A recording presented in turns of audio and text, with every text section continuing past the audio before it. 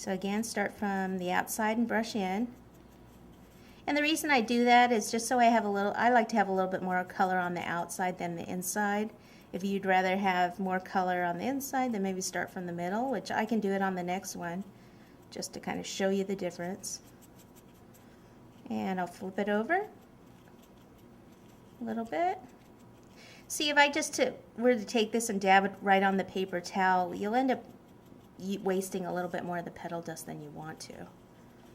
So that is why I do it that way. So this one, like I said, I'll go ahead and start in the center and then brush out. See how it's darker in the center than the other two? So that's the only difference. That's why I do things that way. And you can see how when I brush it off there, I do get some on the paper towel. So I'll go ahead and try to lift that off and use some of that too. How easy was that? Lettuce.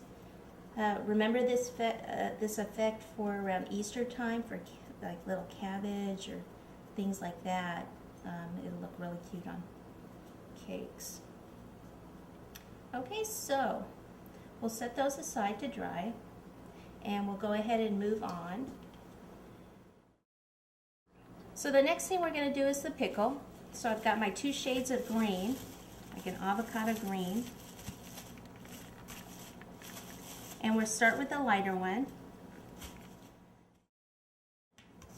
and use a round oval, round oval. It's round. Use a round cutter. Cut that out. And then what we want to do is take our darker, so you would do a whole bunch of these. Then what we could do is take our darker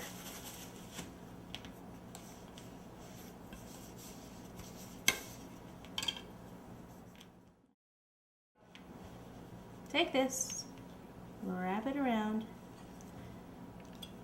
and I'm cutting it at an angle. Let's see here. Twist that in, pop it at an angle like so just to seal it. And then take your rolling pin here and just kind of roll over the top. And this is why I like the spatula, because if you just go right underneath, you can pick that up. And then what I like to do is actually go ahead and scrunch it back together. It makes it a little bit thicker. But the reason I rolled it out was just so that these two would be the same height. Okay, the outside of the pickle and the inside.